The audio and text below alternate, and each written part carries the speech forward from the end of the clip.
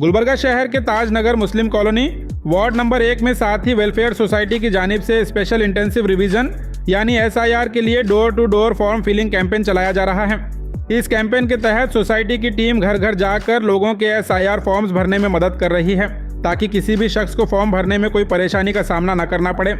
Society के जिम्मेदारों के मुताबिक अब तक उनकी टीम के जरिए तकरीबन 800 से 900 SIR फॉर्म्स कामयाबी के साथ भरे जा चुके हैं। साथ ही वेलफेयर सोसाइटी हमेशा से गुलबर्गा में अवामी खिदमत के कामों में बढ़ चढ़कर हिस्सा लेते हुए मुख्तलिफ समाजी खिदमत अंजाम देती रही है।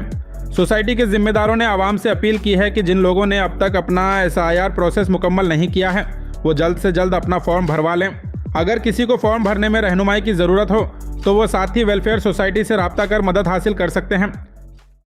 पाखर्स पब्लिक स्कूल, जहां मॉडर्न एजुकेशन और ब्राइट फ्यूचर का परफेक्ट कॉम्बिनेशन मिलता है। CBSE curriculum, digital board classrooms, experienced faculty, science and IT labs के साथ CCTV सर्विलेंस और सेफ ट्रांसपोर्ट फैसिलिटी भी अवेलेबल है। एडमिशन के लिए आज ही विजिट करें।